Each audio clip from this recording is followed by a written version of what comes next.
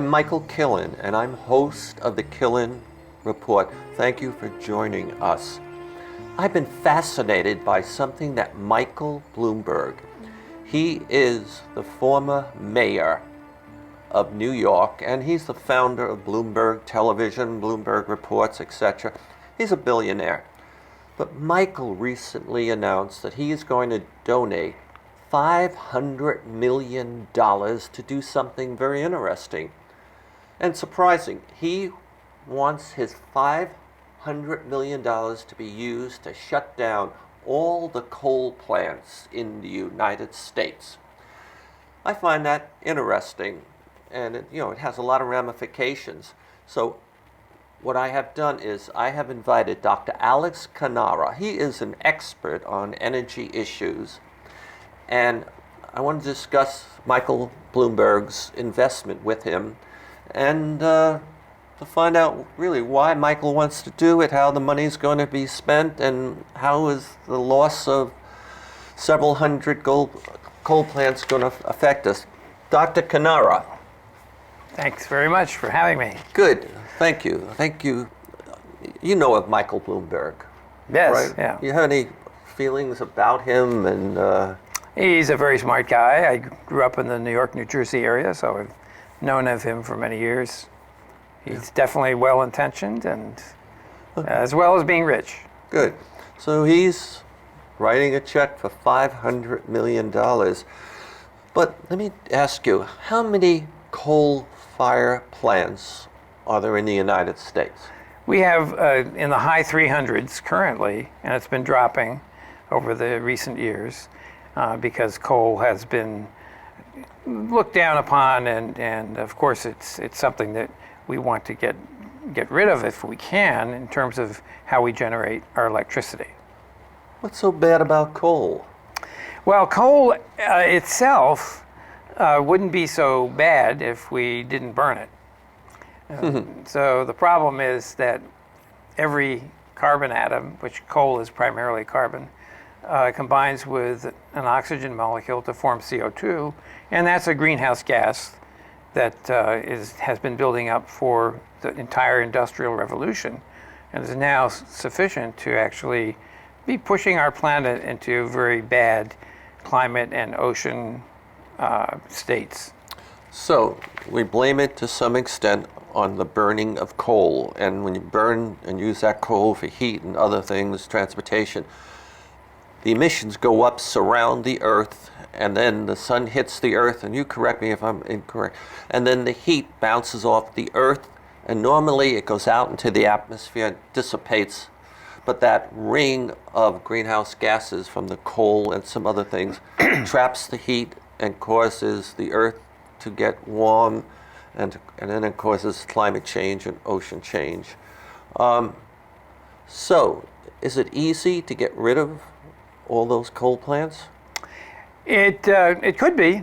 In fact, we had a plan that President Kennedy developed with experts in the early 1960s that we started on, and unfortunately the influence of the combustion industry in general is very strong in our politics, and so we've never actually completed that plan. So these associations of the oil and coal and gas industry want to keep the coal plants open. Would that be reasonable to say? Well, coal or some substitute that can be converted to money. So in California, for instance, we have the Western States Petroleum Association, which loves to promote in our legislature oil and gas use, and so that's what we have in California. In other states, obviously, politics of coal has been very strong in the eastern states, in Wyoming, and so forth. So will we find coal plants down in Florida, for example, or North Carolina? And Yeah, sure. The coal is relatively easy to mine nowadays, and is just has to be transported by rail to a coal plant and burned. It's a pretty straightforward process. And So that's what a coal plant looks like? Yeah, maybe? it's got a big rail yard coming in where the rail cars, 100 cars at a time typically, and they dump the coal into a big pile, and they have a conveyor belt that pulls the coal into the burner inside each coal burner. I guess you'd have to just call it a burner. And it generates heat, and the heat is used to make steam to turn a turbine, which turns a generator, and there you go, you've got electricity. So there's two here, looks like. There's two big smokestacks, so they probably have two burners, or at most three in this setup. And it's continually burning coal that comes in by rail. And it comes in by rail from the mountains of Tennessee, West Virginia, or maybe all the way from Wyoming, where there's a huge amount of coal that's being mined.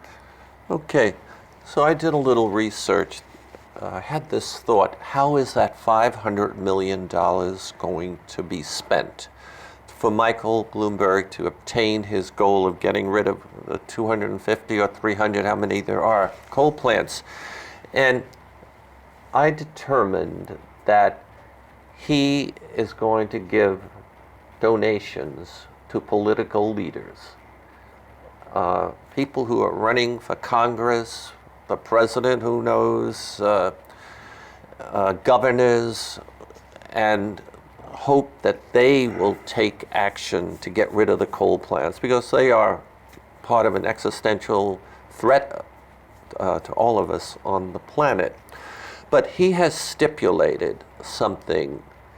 I don't know how firm this stipulation is, but he does not want those coal plants replaced by another fossil fuel generating type of energy, and that is Natural gas. natural Today. gas. Yeah. Do you like the adjective in front of that word, natural gas? It makes it sound like it's good stuff, doesn't it? Well, coal is perfectly natural too. In fact, when you drill for petroleum of any sort, you typically get some natural gas, and that's what our fracking expertise has been doing in recent years. Has been able to extract natural gas from places where we didn't used to be able to get it. So it's very Right. common. It's relatively cheap, Yeah. and you can burn it and make enough heat to make electricity with a turbine. Okay, so we get rid of the coal plants and we replace them with gas plants. But why wouldn't Michael Bloomberg want us to replace them with with gas plants? Right. The trouble is in the details. So coal is 100% carbon, pretty much. When it's burned, it's maybe a few percent rock, because that's where it came from the mine. And so the emissions from a coal plant are both the CO2 and the ash. And of course, you have to find a place to put the ash, and we've had problems with that in the past. With methane, which is natural gas, it's carbon plus hydrogen, both of which burn with oxygen in the air and release heat energy that we can use. The problem is that methane is a far worse greenhouse gas than CO2 from a coal plant. So the leakage of methane in the whole process, from fracking, extraction, piping, storing, then burning, is a serious issue. It turns out that scientists who have studied this indicate that 3% leakage of methane is enough to make methane as bad as coal, as far as greenhouse gas emissions are concerned. We had such a leak in California at Aliso Canyon of methane in the fall and winter of 2015-16, and it was enough to correspond to 8 million tons of carbon dioxide unnaturally released. That's really a large amount. It's a large enough amount so that in California it actually offset all our wind and solar greenhouse gas reductions for that year. So that's how serious a methane leak can be. And we are learning that there's more methane leakage now than we thought. And this is in the world of gas. In the world of gas, the plants that extract gas and petroleum in the past, like in Saudi Arabia, they didn't have a means for piping it or shipping it anywhere, so they just burned it. So there's flaring, and if you look at a satellite picture at night of that part of the Earth, you'll see all these flaring lights, right? So we've been knowing how to use natural gas in a power plant for a long time, but we haven't really mastered the leakage problem. So it really isn't an advance to convert a coal plant to gas. So the leakage is not just at the site of the plant when they're about to, Right. but it's when they're digging it up out of the ground and packaging it, cleaning it up or whatever, and then transmitting it across the country or wherever. There's leakage everywhere, and that makes it as bad or worse than Right. coal.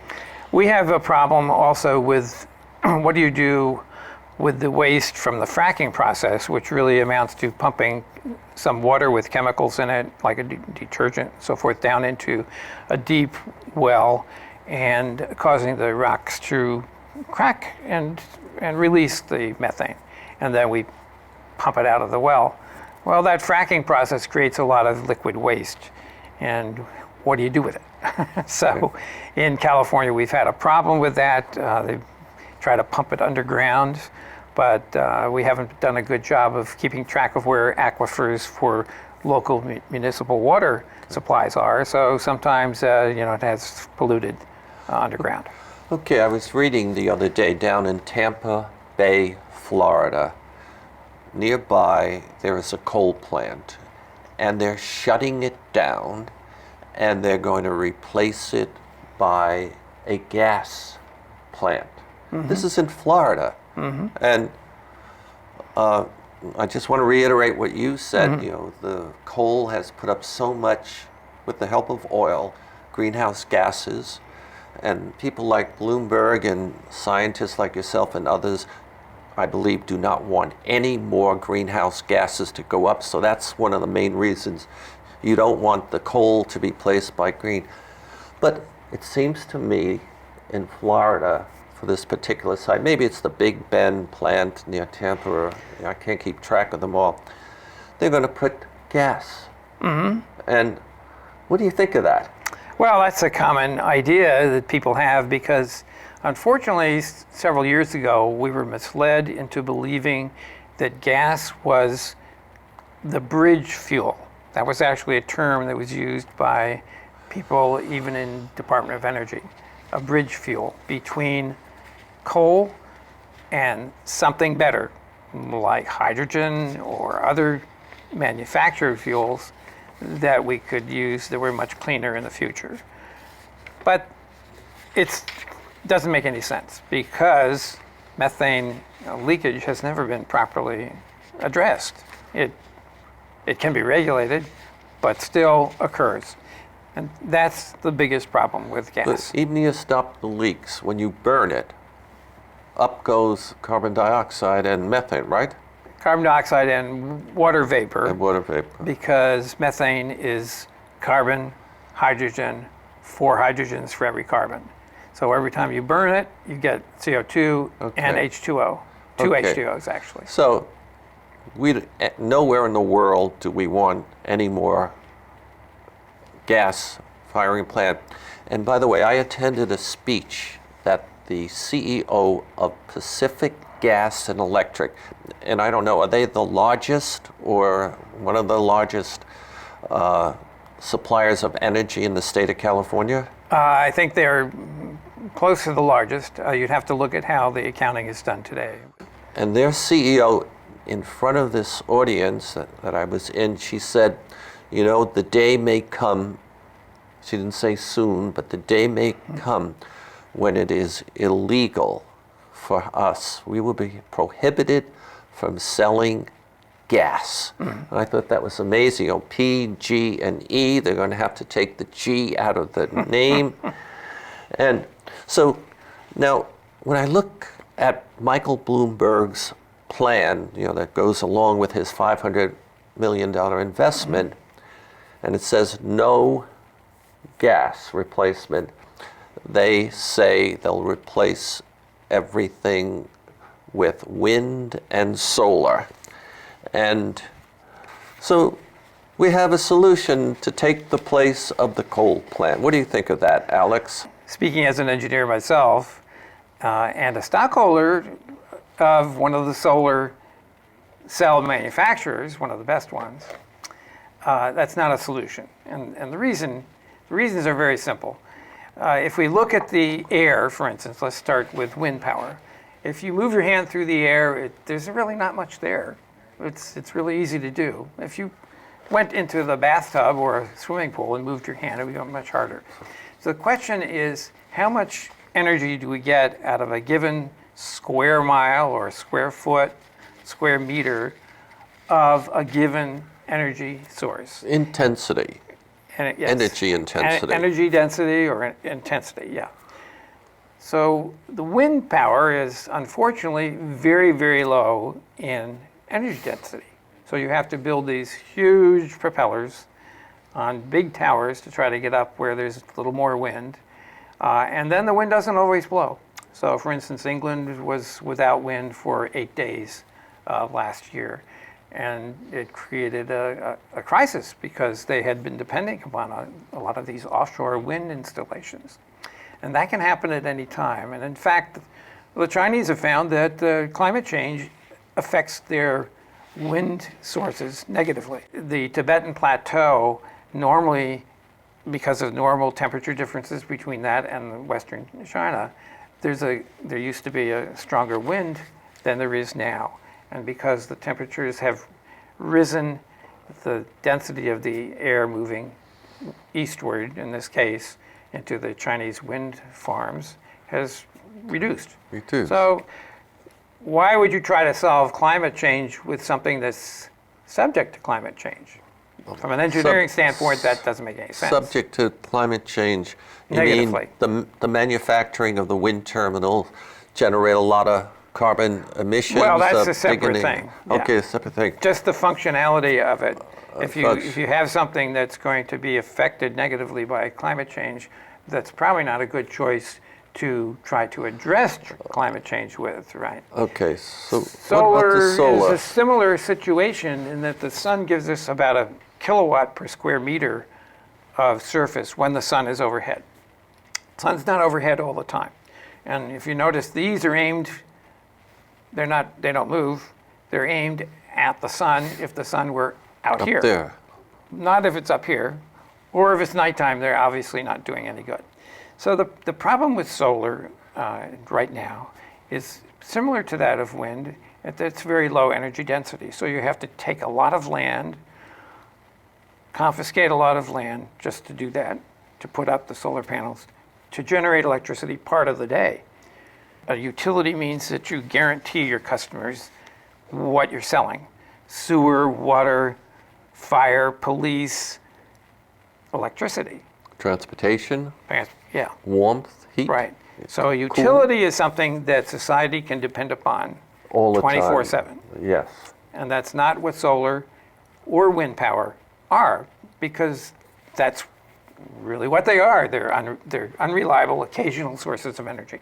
So what are we going to do if we have a utility? What's PG&E going to do if it has to stop burning gas? It's got to somehow provide power when the sun's down, the wind's not blowing. It's what they do actually is burn gas. So they can't give up burning gas because you need to provide the power as a utility. Look, let me just step in for a second. You just sort of pointed out Bloomberg does not want the coal plants to be replaced by gas because they contribute to the greenhouse gas problem. And so that leaves us at this point replacing them with wind and solar. But because of the nature of these two types of energy sources, they could not be classified as utility grade energy that a plant must have to function properly. So, in listening to you, Alex, now, we have a quandary, a problem. We can't use the gas, if we want Michael Bloomberg support, and we can't use the replacement of wind and solar. What do we do? Well, what we do is do what we were always supposed to do, is study and look at history. And one of the things that we have in history is that President Kennedy in 1962 set up a commission and asked scientists, how are we going to reliably power the United States into the future? That's a national security consideration then. Today it's an environmental security issue as well, but it's also an economic security question, both then and now. So what they came back, this is the Seaborg Commission, they came back with, and a couple of months later, in 1962, was we build nuclear plants. We've got two ways of doing nuclear power, not talking about fusion, but two ways of doing conventional nuclear power. And let's do the research, development, and build it. And we started doing that in the 60s and 70s, and we were doing okay. But as you can imagine, the combustion industry, and particularly the lobbyists for them in Washington and other states, don't like that. Okay, so you're saying that nuclear energy plant could take the place Yes. of the coal, and we can forget about the gas, and we should forget about the gas. And you're saying the wind and solar will never be able to be utility grade because the wind is not always blowing and the sun is not always shining, etc. And that gives us to nuclear. Yes, and one of the unfortunate things is that people have been misled by special interests who have gotten subsidies for wind and solar, that all they need are batteries. If we have enough batteries, we can charge the batteries with excess wind and solar and still provide utility-grade power. Sure. So you got the wind and the solar, and now we'll go buy batteries, right? Yes. So that's an attempt that actually is being sold to Los Angeles this month, apparently, to try to do a small amount of their power using a combination of solar and batteries. The problem is that people who study these things, of the resources they require and so forth, like the World Bank, have warned that if we were to try to build enough wind and solar plus batteries to give the world a utility-grade electric system, it would more than triple the mining and refining and pollution activities in the world. I mean, to be able to get the chemicals To out get of the the materials, ground, right. we'd have to open up a ton of new. We'd have to at least triple, according to their estimates, the amount of mining activity around the world. Now, we have to go back and remember what the purpose is of clean energy. It's to protect the environment. Yes. It's not to make money for subsidized individuals. It's to protect the environment. So what sense does it make to multiply our trouble Yeah. that we cause with the environment by increasing our mining and refining? Yeah. No, for me, I'm not so worried about harming the land, but I believe, and you correct me, when you mine, you generate a tremendous amount of greenhouse gases. Am I correct?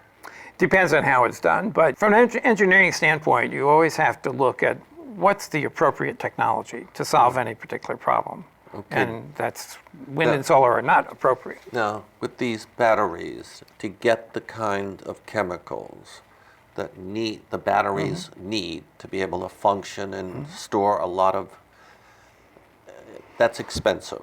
It's expensive and it's very dangerous. And in fact, it's a social problem because currently some countries, like China, have invested in mining in other countries, and they actually use child labor to do some of the dangerous things involved in mining some of the materials.